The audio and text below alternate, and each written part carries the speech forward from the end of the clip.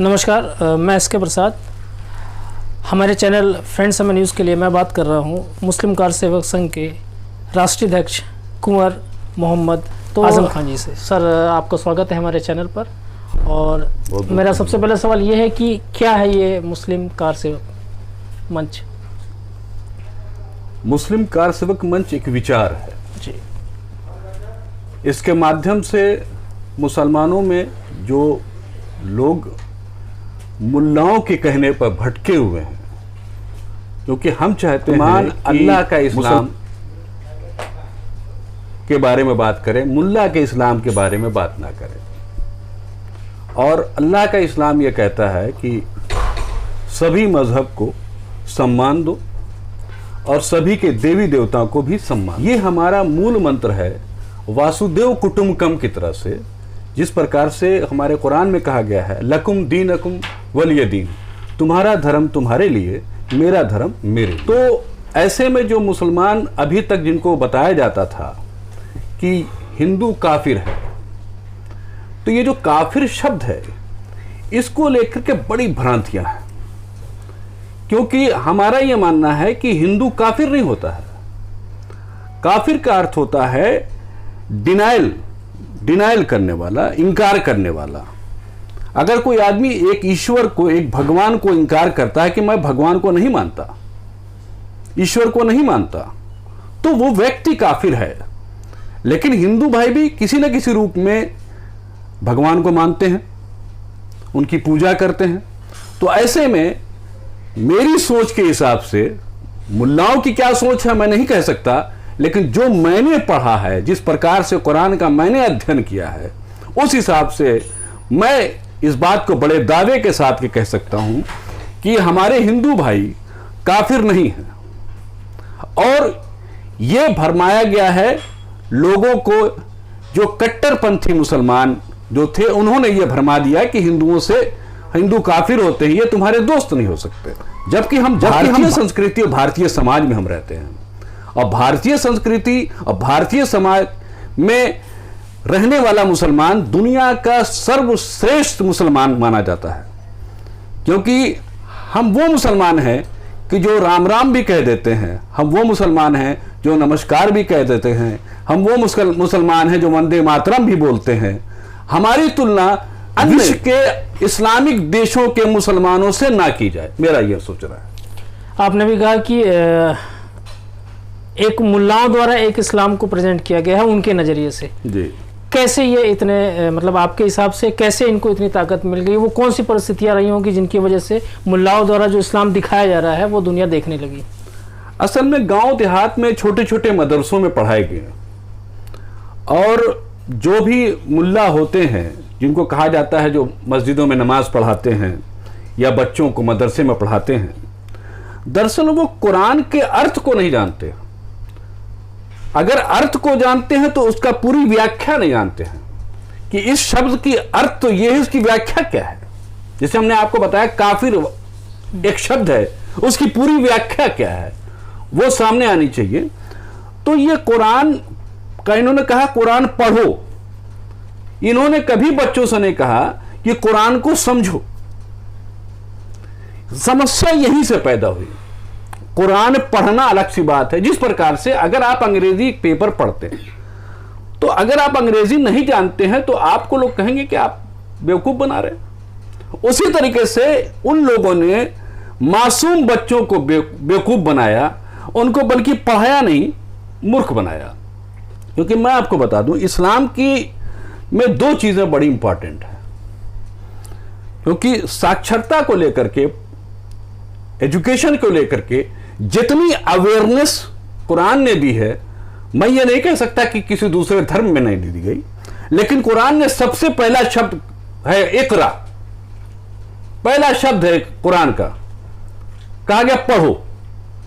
अब इकरा शब्द के आने के बाद अब उसका माने नहीं बताना, इसका मतलब है कि आज जो एजुकेशन में हमारा मुसलमानों का जो रेशियो जो कम है, अगर वो सही मानो बता देते कुरान का मतलब है पढ़ो, इकरा। और दूसरा शब्द है अल्हम्दुलिल्लाह रब्बिल आलमीन, उसका अर्थ है कि वो रब सबका है, मुसलमानों का नहीं। रब ने, ईश्वर ने अपने आप को इंट्रोड्यूस किया कि रब्बुल आलमीन, मतलब हम सबके रब हैं, हम रब्बुल मुस्लिमीन नहीं हैं, हम मुसलमानों के सिर्फ रब नहीं है। इसकी व्याख्या नहीं की। उन्होंने कहा कि नहीं, वो अल्लाह सिर्फ मुसलमानों का है। अगर वो मुल्ला बताते कि अल्लाह तो सबका है, का नहीं, अल्लाह किसी एक जाति का नहीं, अल्लाह समस्त सृष्टि का है, पूरी कायनात का है। तो वही मैं बार बार कहता हूं लोगों से। एक आध बार ऐसा हुआ प्रसाद जी, मैं आपको किस्सा सुना, जहां मैं बैठा था तो लोगों ने मुझसे पूछा कि भाई आपके अल्लाह और इस तरह की बात होने लगी, आपका मजहब। तो हमने कहा भाई आप हिंदू हो? कि हाँ बिल्कुल हिंदू हूँ। तो हमने कहा कि आपकी क्या वो है कि समस्त सृष्टि की संरचना ब्रह्मा विष्णु और महेश ने की? कि हाँ बिल्कुल की। तो हमने कहा भाई तो क्या मुसलमानों किसी प्राइवेट कंपनी ने बनाया? कहा नहीं नहीं भाई, ये कैसी बात आप कर रहे हैं, ये आप क्या मजाक कर रहे हैं? हम नहीं, बताइए आपका विश्वास है कि ब्रह्मा विष्णु महेश ने समस्त सृष्टि की संरचना की, तो मुसलमानों को किसने बनाया? तो हमने कहा यार आज तो आपकी बात से ऐसा लगता है कि मैं अभी तक अंधेरे में था। मेरे मन में वो मोहब्बत, वो प्यार कभी मुसलमानों के लिए उतना था नहीं, जो कि आपकी बात से लगता है कि नहीं, अब हमारे अंदर ये विचार बदलना चाहिए कि नहीं, मुसलमान भी हमारा भाई है। आपने जो कहा कि एक मुल्लाओं ने एक इस्लाम की एक तस्वीर दिखाई है दुनिया को, क्या लगता है कि इन्हें कोई राजनीतिक संरक्षण मिला है तभी वो इस तरह दिखा पा रहे हैं, या उनका अपना कोई निहित अलग से उद्देश्य है? नहीं, जो भी राजनीतिक दल ऐसा कहते हैं, दरअसल उनको पता नहीं है। ये मुल्ला बेचारे बड़े गरीब हैं, इनकी कोई पूछ नहीं, ये बेचारे जिंदगी में स्ट्रगल ही कर रहे हैं। मुसलमान इस्लाम एक ऐसा मजहब है जहां पर इमामों को प्रताड़ित किया जाता है, इमामों के साथ बदतमीजी की जाती है। और लोग कहते हैं इस्लाम बहुत कट्टर है। बिल्कुल कट्टर नहीं साहब। इस एक इमाम की तनख्वाह 4,000, 5,000, 6,000। उसको गाड़ी से चलता अगर देख लिया तो लोग पूछने लगते हैं कहां से पैसा इनके पास आया। मतलब उसकी तनख्वाह 7 से 8,000 है, उसके बच्चे भी पल रहे हैं और पढ़ाना भी बच्चे को है, और 24 घंटे की नौकरी उसकी, हर वक्त वो घड़ी देखा करता है। वैसे ही एक मौलवी है जो मदरसे में पढ़ाता है, 4,000, 3,000 मिलता है, लेकिन फिर चंदा मांगने की प्रथा शुरू हुई, और चंदे में एक लोगों ने सिखा दिया कि चंदे में 40% वसूलने वाले का। ये इस्लाम में है नहीं।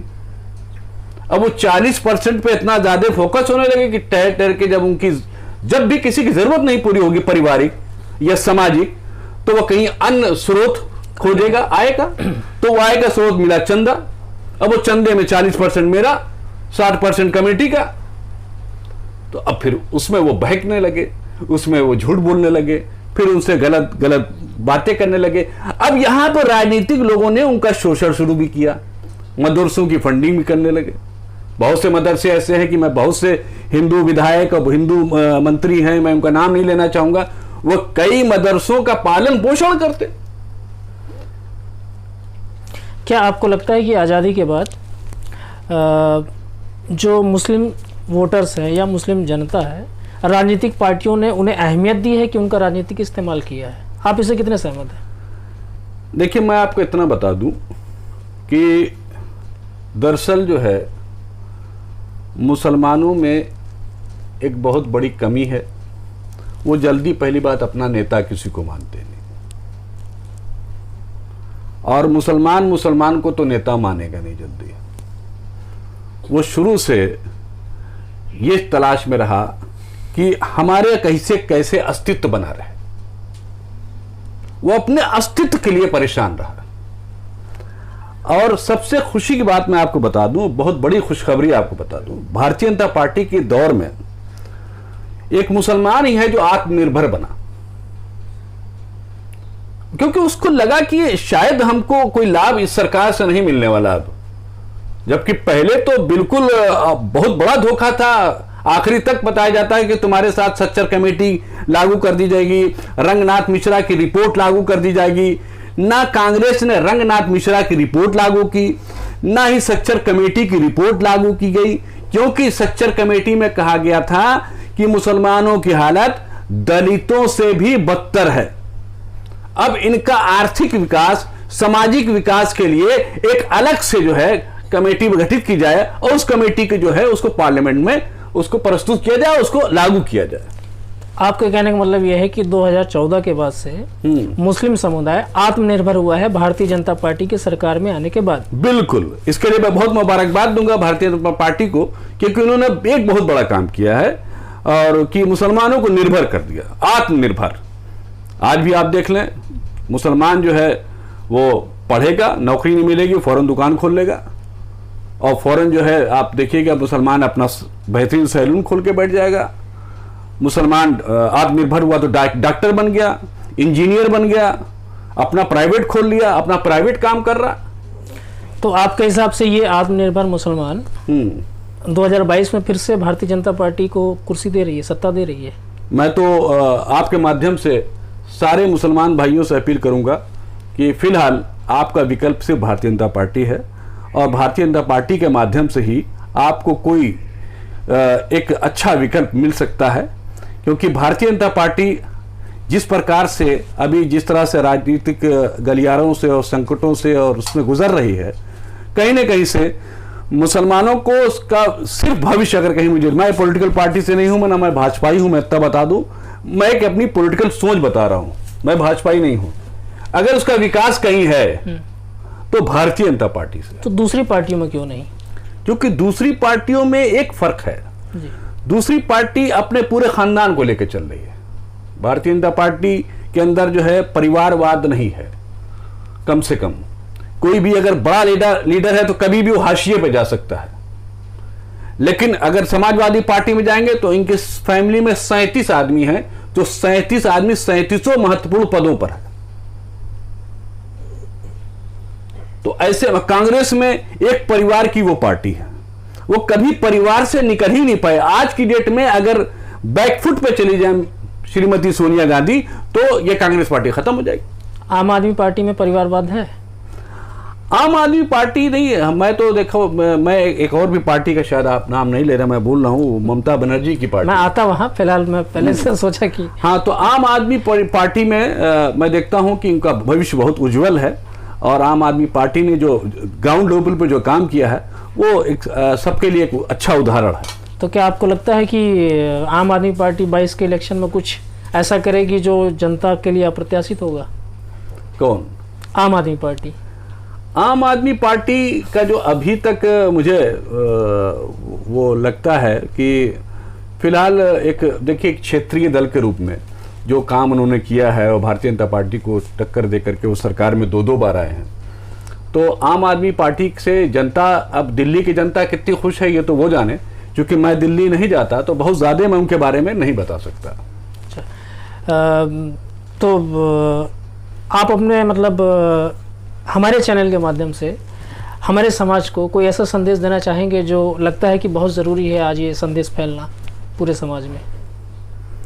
देखिए, मैं आपके माध्यम से समस्त भारतवासियों को संदेश दूंगा कि आपसी झगड़ों को भुला करके हम देश के विकास के बारे में सोचें, और जब देश का विकास होगा तो लाजिम है कि हमारा भी विकास होगा, हमारे परिवार का भी विकास होगा। और अगर देश नहीं आगे बढ़ेगा तो हम भी पीछे हम चले जाएंगे।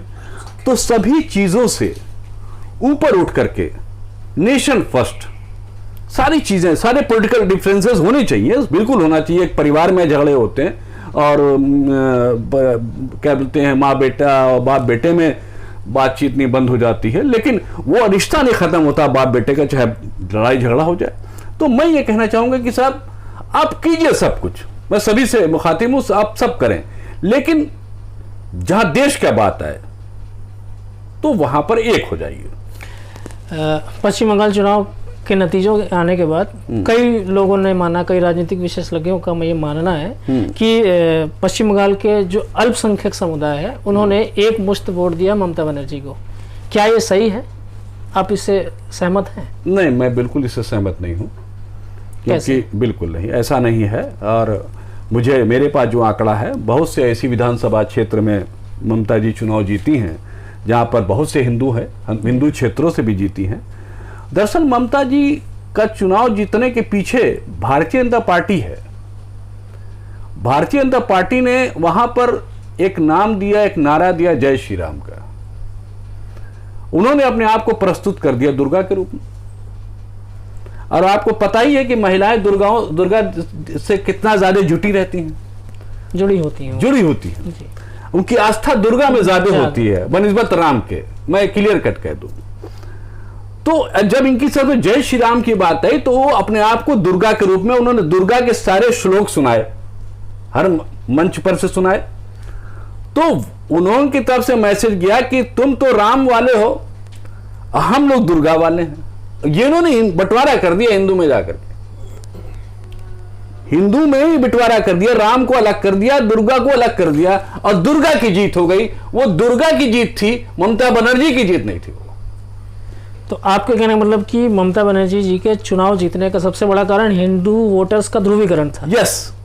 तो उसमें अल्पसंख्यक कहाँ थे? अल्पसंख्यक तो बेचारे मजबूर थे, हमारे जहां चले जा रहे थे, जो बुला रहे थे वहां चले जा रहे थे। तो उन्होंने वोट किसे दिया? उन्होंने ज्यादातर वोट उन्होंने भारतीय जनता पार्टी को, ममता बनर्जी को दिया, क्योंकि उनके मन में एक खदशा था एनआरसी को लेकर के। मतलब उन्होंने ममता बनर्जी को अच्छा विकल्प माना, तभी तो उन्हें वोट दिया? सिर्फ एनआरसी की वजह से।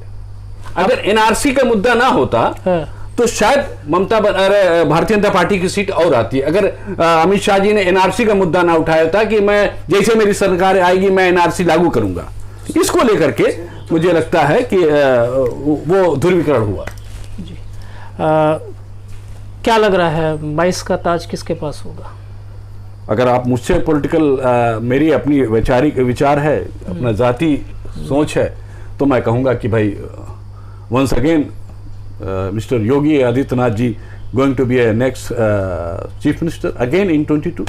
कोई 3 वजह बताइए जिसकी वजह से आप ये दावा कर रहे हैं। नंबर 1 वजह, बहुजन समाज पार्टी का इनका इंटरनल पैक्ट, और यही वजह है कि हम देखते हैं कि 22 में फिर से योगी जी आएंगे। दूसरी वजह यह है कि अन्य पार्टियों में बिखराव,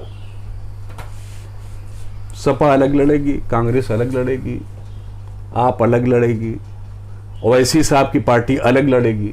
तो ये वोटरों का विभाजन, क्योंकि ये सब वोट एक सोच वाले हैं लेकिन अलग अलग मन लोगों को देंगे, तो ये दूसरी बड़ी मजबूत वजह है। तीसरी वजह यह है कि भारतीय जनता पार्टी के अंदर बूथ लेवल पर जो उनकी अपनी मेहनत है और जो काम वो करते हैं, जो उनकी मेहनत है, उनके संगठन का जो तरीका है, वो उनका काम करेगा। हमसे बात करने के लिए बहुत बहुत धन्यवाद। तो दर्शकों, हम बात कर रहे थे कार सेवक मंच के राष्ट्रीय अध्यक्ष कुंवर आजम खान जी से।